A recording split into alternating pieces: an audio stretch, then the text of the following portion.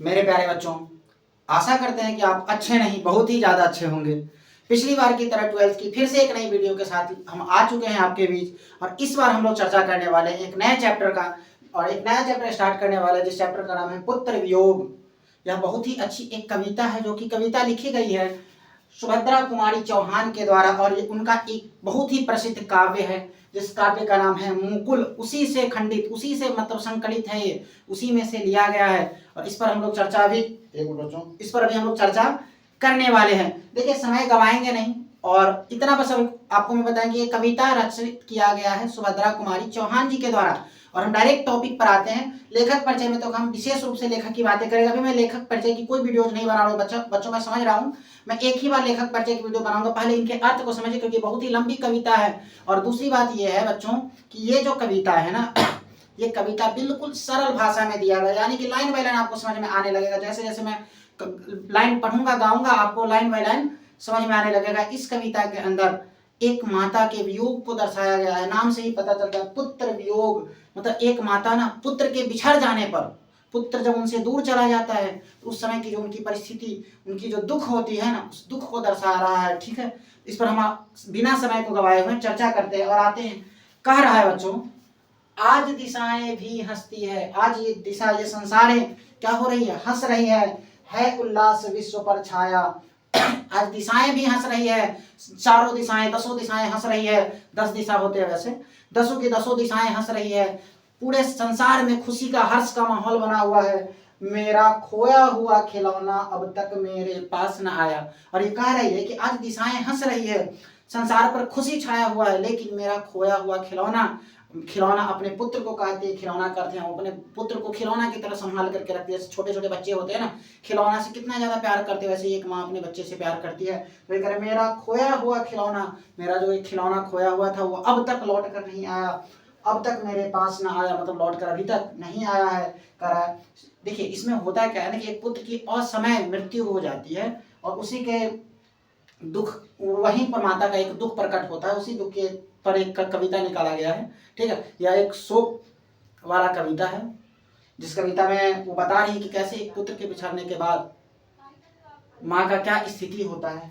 कर शीत न लग जाए इस भय से, नहीं गोद से जिसे उतारा। कभी गोद से नहीं उतारती थी, हमेशा गोद में रखती थी कि बेटा कहीं शीत न लग जाए, ठंड न लग जाए। छोड़ काम दौड़ कर आई, माँ कह जिस समय पुकारा। जब ये माँ कहता था कि दौड़ करके काम धंधा छोड़ करके क्या करते थे, पहुंच जाते थे। माँ कहते ही दौड़ कर काम धंधा छोड़ करके क्या होते थे, बच्चे के पास पहुंच जाते थे। कह रहा थपकी दे दे जिसे सुलाया। बच्चों को सुलाने के टाइम थपकी नहीं देते, सो जा सो जा सो जा। थपकी दे दे जिसे सुलाया, जिसके लिए लोरियां गाई। सुनाने के लिए ना तरह तरह की माएँ गाना सुनाती, जिसको लोरी का नाम दिया गया। लोरियां पर लोरियां गाई जा रही थी, लोरियां गा गा कर सुनाते थे। जिसके मुख पर जरा मलिनता, जिसके मुख पर जरा मलिनता, देख आंख में रात बिताई। आंख में रात बिताने का अर्थ होता है बच्चे कि रात भर जगना। आंख में रात बिताने का मतलब होता है रात भर जगना। जिसके मुंह पर थोड़ी सी मलिनता अगर आ गई तो रात रात भर जग करके रहती थी अपने बच्चे के पास। जिसके लिए भूल अपनापन, जिसके लिए ना सारी की सारी चीजें भूल करके पत्थर को भी देव बनाया। उस पत्थर को भी भगवान मानते थे, हमेशा अपने बच्चे के लिए बेहतर के लिए प्रार्थना करते थे उस पत्थर से। कह रहा है, कहीं नारियल दूध बतासे, कहीं चढ़ाकर शीश नवाया। कि हे भगवान, मेरे बच्चे के साथ कभी कोई बुरा ना हो, हमेशा मेरे बच्चे अच्छा रहे, मेरे बच्चे आगे बढ़े। मेरे हमेशा हर एक माँ बाप यही चाहते कि मेरे बच्चे हमेशा अच्छे कार्य करते रहे, महान व्यक्ति बने, हमेशा सुखी रहें, दीर्घायु हों। इसीलिए कहीं नारियल चढ़ाते थे, कहीं दूध चढ़ाते थे शिव जी पर जाकर, कहीं बतासे की पूजा करते थे, और हर जगह चढ़ा चढ़ा करके शीश नवाते थे, और एक ही प्रार्थना करते थे कि हे प्रभु मेरे बच्चे की रक्षा करना। फिर भी कोई कुछ ना कर सका, छिन ही गया खिलौना मेरा। ये सारे के सारी चीजें मेरी व्यर्थ हो गई, कहीं कुछ नहीं हो पाया। कोई भगवान हमें नहीं देख पाए, कोई भगवान हमें नहीं, हमारे बच्चे को नहीं बचाए। छिन गया मेरा वो प्यारा सा नन्हा सा लल्ला जो था ना खिलौना, वो लल्ला मेरा मुझसे छिन गया, दूर चला गया। मैं असहाय विवश बैठी ही रही, उठ गया छौना मेरा। तड़प रहे हैं विकल प्राण ये, मुझको पल भर शांति नहीं है। मैं असहाय विवश बैठी हुई हूँ, और असहाय बैठ करके अपने लल्ला का, अपने पुत्र का राह देख रहे हो कि मेरे खिलौना, मेरा पुत्र अब आएगा तब आएगा, लेकिन वो तो है ही नहीं संसार में, वो तो छोड़ कर चला गया। और ऐसे वैसे नहीं कि हमेशा के लिए संसार छोड़ करके चला गया है। कह रहा है तड़प रहे हैं विकल प्राण, ये मेरे प्राण तड़प रहे हैं, मेरा हृदय कांप रहा है दुख से, दर्द से मैं तड़प रही हूँ। मुझको पल भर शांति नहीं है, एक क्षण की शांति मुझे नहीं मिल रहा है मेरे पुत्र के बिना। ठीक है, बेचैनी अजीब व्याकुलता पकड़ा हुआ है। कर वह खोया धन पा न सकूंगी, इसमें कुछ भी भ्रांति नहीं है, इस बात में कोई शक नहीं है कि मुझे वो खोया हुआ मेरा धन नहीं मिलेगा। कर फिर भी रोता ही रहता हूँ, फिर भी रोता ही रहता है, नहीं मानता है मन मेरा। इतना कुछ पता है कि वो मेरा खिलौना तो नहीं लौटेगा, तो वापस नहीं आएगा, लेकिन फिर भी मेरा मन नहीं मानने को तैयार है। कैसे किसी माता से अगर कोई पुत्र बिछड़ जाए तो कैसे खुश रह सकती है। रोए जा रही है, बेचैन है आत्मा उनकी, व्याकुल एकदम है कि मेरा पुत्र अब आए तब आए। हर एक भगवान को कह रही कि प्रभु आपके सामने हमने इतने प्रार्थना किए, फिर भी मेरे पुत्र को आपने छीन लिया। ठीक है, मैं जानता हूँ कि अब नहीं लौट करके आएगा, लेकिन फिर भी मेरा हृदय रो रहा है, कांप रहा है, मैं दर्द में कराह रही हूँ। बड़ा जटिल नीरस लगता है, सूना सूना जीवन मेरा।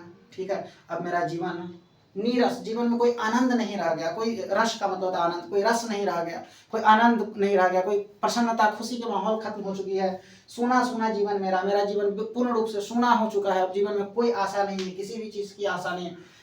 यह लगता है एक बार यदि पल भर को उसको पा जाती, ऐसा महसूस होता है कि एक बार अगर मेरा लाला मेरे पास आ जाता, एक बार अगर उसे मैं पा लेती। जी से लगा प्यार से सर, सहला सहला उसको समझाती। जी से एकदम लगा लेते, गले में लगा लेते और उसके सिर को सहला करके उसको समझाते। अब क्या समझाते? यही समझाते कि बच्चे दोबारा ऐसा काम नहीं करना, हमें छोड़ करके मत जाना। कह रहा है मेरे भैया मेरे बेटे। सोचो, एक माँ अपने पुत्र से कितना प्रेम करती है कि पुत्र के जाने के बाद इस तरह की बातें वो कहती कि अगर एक बार मेरा पुत्र लौट कर आता ना, मैं उसे गोद में रखकर उसके सर सहलाती, उसको समझाती कि नहीं पुत्र, मेरे भैया मेरे बेटे, यहाँ पर भैया का बेटे से को ही भैया से संबोधित किया गया कि मेरे भैया मेरे बेटे, अब माँ को यूं छोड़ ना जाना, अब हमें छोड़ करके नहीं जाना मेरे बच्चे कभी। खूब सर सहलाते, खूब दुलारते, उसको गले से लगाते रहते, अब कभी छोड़ करके मुझे मत जाओ मेरे बच्चे। बड़ा कठिन है बेटा खोकर, एक बेटा का त्याग करके, एक बेटा को खो करके ना माँ को अपना मन समझाना, कि अपने मन को कैसे शांति दूं, कैसे समझाऊं, बहुत ही कठिन कार्य है। भाई बहन भूल सकते हैं, एक भाई अपने बहन को थोड़ी देर के लिए भूल जाएगा, एक बहन अपने भाई को थोड़ी देर के लिए भूल जाएगा, ठीक है, लेकिन एक माँ अपने पुत्र को नहीं भूल पाता है। बाप भले ही तुम्हें भुलाए, पापा भी थोड़ा देर के लिए काम की व्यस्तता के कारण भूल जाते हैं बच्चों को नहीं, मतलब थोड़ी देर के लिए, हमेशा के लिए नहीं भूलते, लेकिन एक समय आता है कि पापा भी कभी मुंह मोड़ सकते हैं, लेकिन माँ का प्यार ऐसा होता है कि वो कभी बच्चों से मुंह नहीं मोड़ते। कह रहा है किंतु रात दिन की साथीन माँ, जो रात दिन के आपके साथी होते हैं, किधर से आए माँ, ये दिक्कतें हैं माँ, वो दिक्कतें हैं माँ, ऐसे माँ वैसे माँ, ये चाहिए माँ, पापा को बोलिए ना ये चीजें माँ, वहां पर ये हो गया। हमेशा रात दिन की जो आपकी साथी, जो अपने गर्भ में आपको उतने दिनों तक 9 महीने तक रखी है, जिसने आपको जन्म दिया है, वो कैसे अपना मन समझावे, वो अपने मन को कैसे समझाएगी, नहीं समझा सकती है। तो आशा करते हैं बच्चों की ये सारी की सारी बातें आपको समझ में आई कि एक माँ कैसे अपने पुत्र के लिए तड़प रही है, कराह रही है, बेचैन है, व्याकुल है कि उसका पुत्र लौट करके आए, और समय उसकी मृत्यु हो गई है जो कि वो लौट करके आने वाला है नहीं। और इसी बेचैनी को, ये इसी व्याकुलता को और इसी दृश्य को प्रतिबिंबित करके सुभद्रा कुमारी चौहान जी ने आपके सामने प्रस्तुत किया है। और ये दिगंत भाग 2 का जो है काव्य खंड का एक कविता है, जिस कविता पर भी हमने चर्चा किया है। बच्चों अगली क्लास में अगले चैप्टर के साथ आएंगे और आशा करते हैं कि चीज़ें आपको बखूबी समझ में आई होगी। अगर हमारी वीडियो पसंद आई तो लाइक करना आपका काम है। मिलते हैं बच्चों अगले वीडियो में, धन्यवाद।